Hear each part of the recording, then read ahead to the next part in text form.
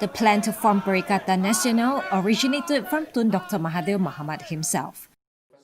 Senior Minister Datuk Sri Azmin Ali said that in an exclusive interview with The Star, adding that the move was to make Dr. Mahathir a Prime Minister supported by MPs across all parties. The International Trade and Industry Minister and Gombak MP also bared details of what happened which led to the collapse of Pakatan Harapan. Relating what happened prior to Dr. Mahathir's resignation, Azmin said that on Sunday, February 23rd, 131 statutory declarations from MPs across parties were presented to the palace. We were trying very hard to make sure that he continues to serve as a Prime Minister. That was the meeting that we had at his house on the 23rd of February at 4 o'clock, when he personally met all the 6 political party leaders, including Zahid Hamidi, including Syafi'i Afdal, Abang Johari, Tuan Guru Hadi Awang, and Muhyiddin and myself. He also questioned why Dr. Mahathir planned the Malay Congress with UMNO and PAS on October 6, 2019, if he was indeed against working with UMNO. Azmin then narrated how the whole plan went haywire when Dr. Mahathir resigned the next morning. When the news came in and confirmed that Tun Dr. Mahathir has tendered his resignation, if Tan Sri Muhyiddin didn't act within that small window, tell me what would happen on that day. Someone else could have rushed to the palace and pushed the palace to become the Prime Minister. I will not allow that to happen. You see? So the only option for me and Tan Sri Muhyiddin is to leave PH. Azmin said the party leaders then returned to meet Dr. Mahathir on February 24th to ask him what happened. Later we went back to see Dr. Mahathir at 3 o'clock at his house and asked him what happened. And of course we discussed before he went back to Agong on the same day, on Monday at 5 o'clock. And that's where he was appointed as an interim Prime Minister. And again, during that period, from Monday till Friday, 24th, 25th, 26th, 27th, 28th, we work day and night to get the numbers.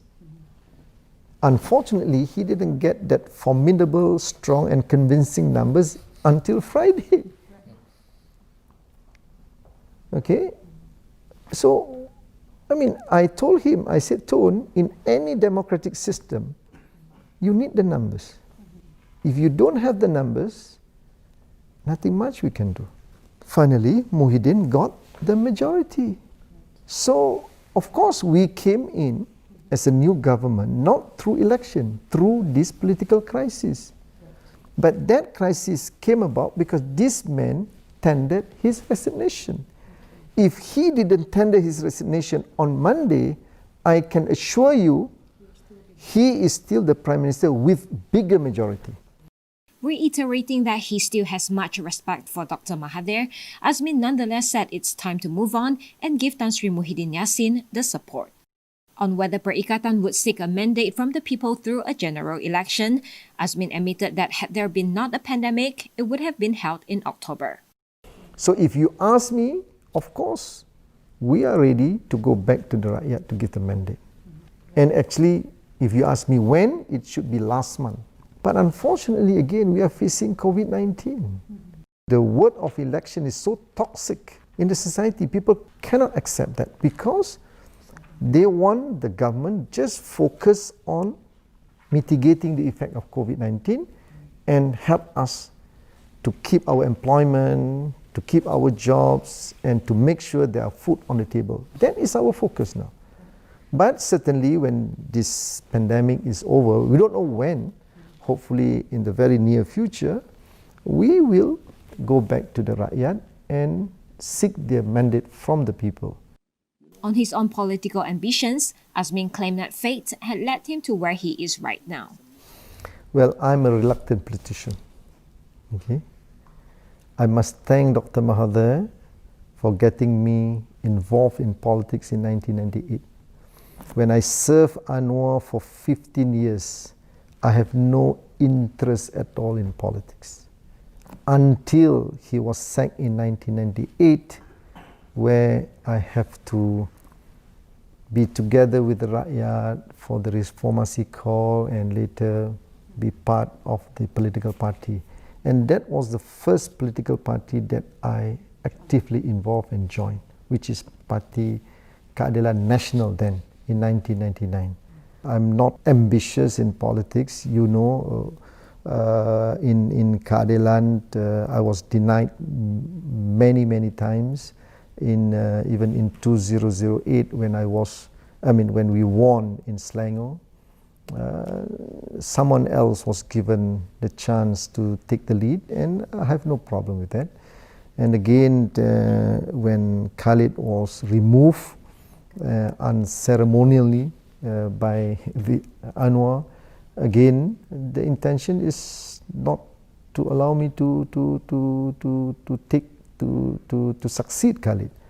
And you know what happened, Langkah Kajang and all these things, but okay, I accept that is politics. When asked why he had fallen out with PKR President Datuk Sri Anwar Ibrahim, whom he had stuck by for decades, Azmin said he is not to be blamed. As a person who have been serving him for more than 30 years, officially I served him for 15 years from Minister of Education, then Finance, then the PM. Then after he was sacked, I still look after the family when Izzah was small.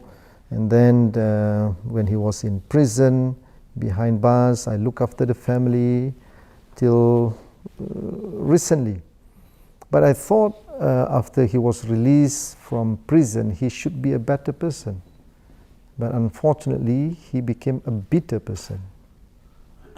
And that is very unfortunate, not only for me, but for the whole nation. But you can see all his personal staffs left him. So something is not right with this man. When your own personal team left you, Kamaruddin Jaafar was many years, served him as the Sekjen of ABIM, you know. I don't know, I mean, you can't blame me alone when the whole team left him.